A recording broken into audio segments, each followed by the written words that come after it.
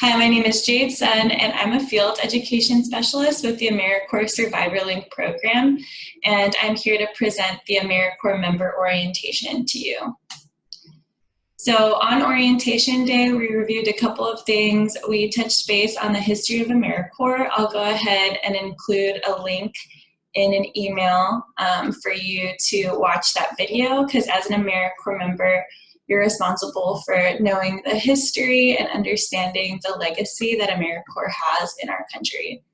The next thing we'll cover is the Encore tracking system, and I'll go over step by step how you're going to track your service hours this year.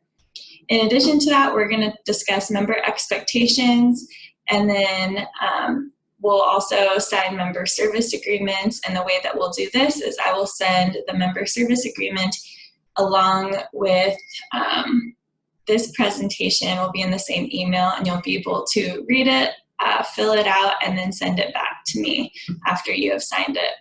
And then finally, I will go over a to-do list of the different steps that you may or may not still need to complete before you begin your intern hours. So just to start, the overall AmeriCorps mission is to strengthen communities and develop leaders through team-based national and community service. And so this is a greater mission of AmeriCorps and national service to address different needs in a community. And then our program is beneath the greater AmeriCorps umbrella. And so just to give you a little bit of background, this is a quote from William James, and he was the first one that set the foundation for non-military national service in AmeriCorps.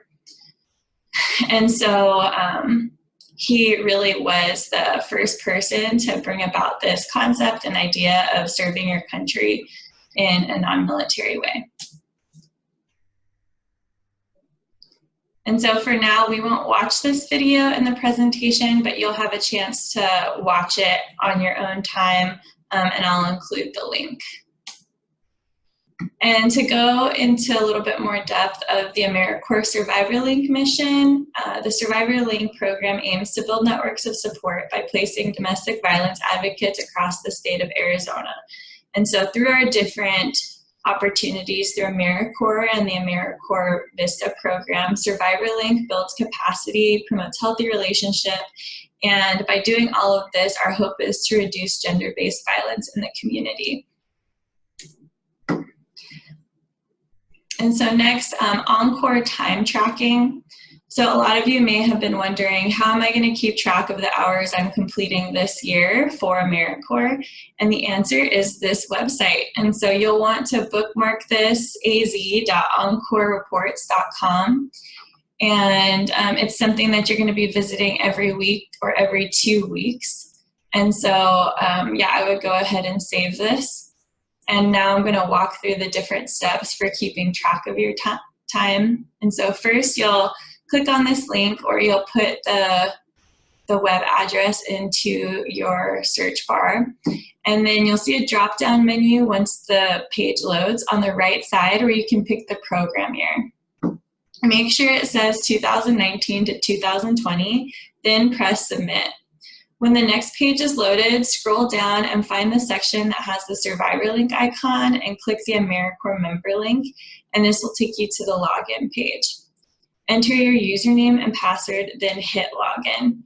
Currently, you may not have a username and password, but we are creating the profiles in Encore, and so once your profile is created, we will send you that information so that you can log into Encore and start logging your hours the first week of your internship.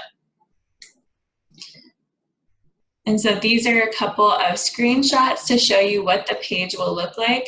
As you can see, there's this drop-down menu, and so if you click the arrow, you'll find 2019, 2020, and you want to be sure that you find the right program year so that you're logging your hours into the correct program year. And then once you press submit, it's going to take you to the next page, which looks like this. So there's going to be a bunch of different AmeriCorps programs. There's about 22 here in Arizona.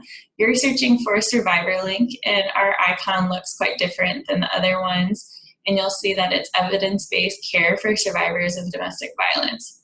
There are 3 options: program director, site supervisor, which is the person that's going to be directly supervising you at your site, and then AmeriCorps member. You're going to click AmeriCorps member. It will take you to this page. And so once you do have your username and password, you're going to put those in there and then press login. For the timesheet, you're going to hit the link that says time tracking on the blue toolbar and then click on enter timesheets. And so next you're going to come to a page where you select the time period. So it'll go by weeks, and so you're just going to choose the week you need to fill out. It looks like this. And as you can see, the blue toolbar up above, you're going to click on time tracking. There's going to be a drop-down menu, and you're going to be able to click enter timesheets. And then from here, you're going to choose the week or the pay period that you're filling hours in for.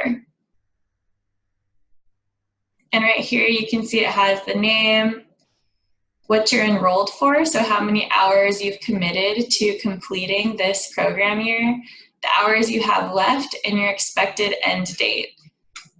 Over here, it'll show you how many hours have been approved, and then your total. So it gives you a good idea of how to keep track and see whether you're going to be able to finish your hours before the end of the program year.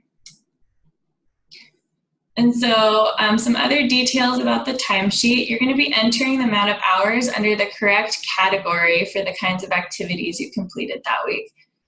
So some of the options could look like this. So they might be fundraising, training, community events, general service, client services, and community outreach. The timesheet will look like this, and as you can see, the different categories, they might look, so this was from 2017, and so your timesheet might have some different categories up here, but you'll definitely have a general service, and then you'll have something that is similar to client services, but on your timesheet it might say direct contact with clients. And then as you can see, there's an option for training. For this, a big question that always comes up is which category do I log most of my hours under? And so generally you're going to be using this category, general service. And so anytime you're just at your internship, you're completing different tasks at your site, and you're not really sure where to put them, they're going to go in general service. Anytime you're meeting one-on-one or in a support group or facilitating some type of training or workshop with clients, you're going to put the hours that you did that under client services. And then another one you might often use is community outreach. This could look like tabling, going out to different agencies and maybe sharing some resources. There might be an option for you to even facilitate training for staff on my plan or other different things you're learning in your training, your domestic advocacy training class. So you would put that under community outreach. And then over here, there'll be an option to put the hours that you are doing for the domestic violence advocacy training in your class. As you can see, it adds it up by rows. And so, for example, Monday is this row, and then it'll total up your hours for that day over here. And so for Wednesday, September 6th, there was 8 hours of general service, and then it totals it up over here. And from there, it'll total up your hours for the 2 weeks.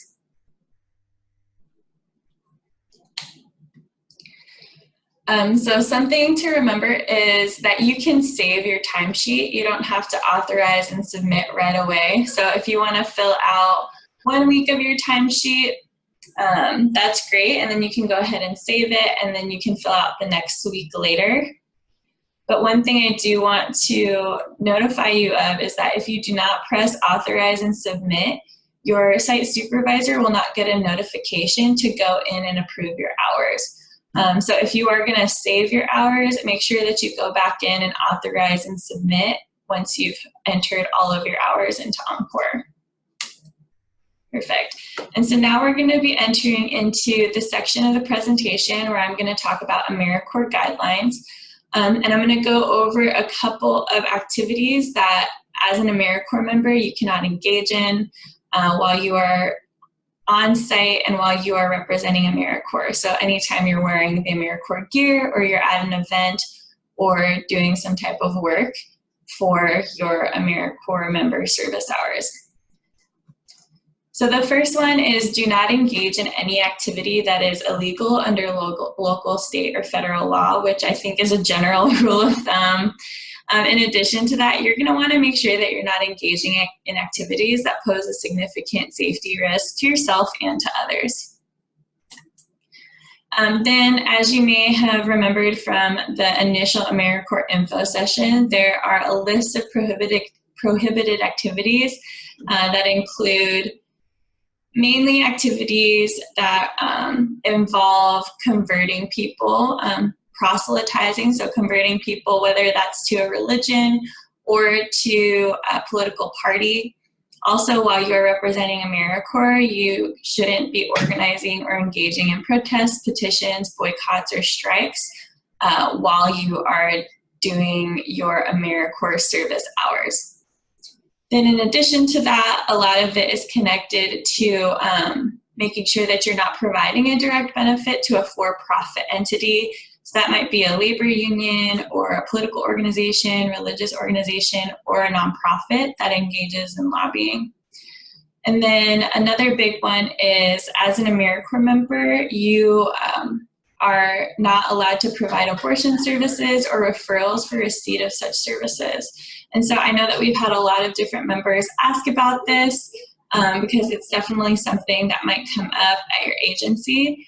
And the way that we suggest you deal with it is telling that person to talk to a different staff member and maybe doing it in a tactful way, saying like, hey, that's not something that I can help you with, but there's someone here at the agency that can talk with you more in depth about the services that you are wanting. But yeah, definitely, because we are a government-funded program, it's really important that we don't do any type of activities while we're in our AmeriCorps gear or at our internship sites that support a specific political platform or anything of that sort. And so if you have any additional questions about the prohibited activities, feel free to contact us and ask us. And so member service agreements. In the member service agreement, you will see the prohibited activities outlined. There are also some additional policies concerning different aspects of the program. And so once you read through that, you're going to sign it, date it, and then send it back to me so that our program coordinator can sign it as well. And so by signing the member service agreement, you are agreeing that you're going to adhere to the AmeriCorps policies, and you recognize that if you are unable to adhere to those policies, then there are, and you don't follow the different guidelines set up for you in that service agreement, we might have grounds to release you from your term of service. We definitely don't want to do that, so as long as you show up, follow the policies, and complete all your hours, then you'll receive your educational award and your stipend. In the case that you're not able to fulfill everything outlined in the member service agreement, there's a possibility you wouldn't receive your educational award, which is really something we wouldn't want. We love giving money to students, so be sure to look at that and make sure that you can adhere to all of our policies.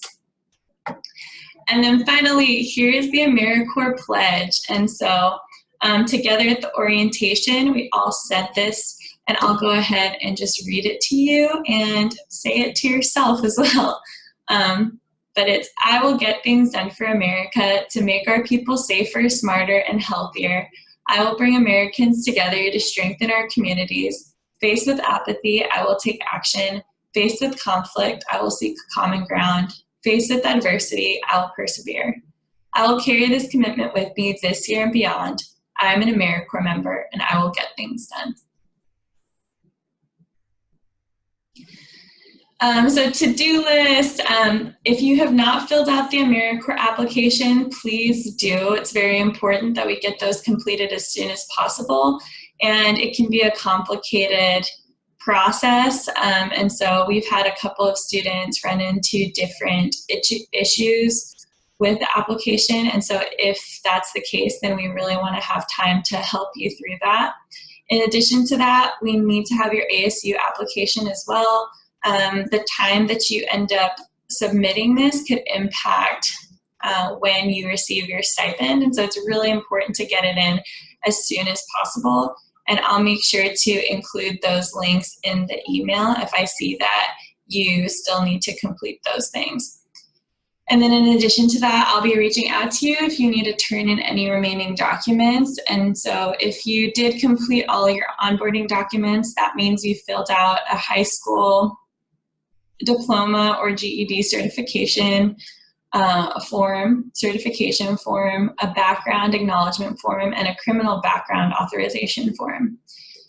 And then in addition to that, you provided a copy of your ID and your fingerprint clearance card. If you haven't given me all of those documents, then I'll be reaching out to you to get those. And then finally, start your internship. I know that some of you have already started at your sites. But yeah, we will officially be counting hours for the AmeriCorps service starting September 1st. But thank you. And again, if you have any questions, feel free to reach out to me.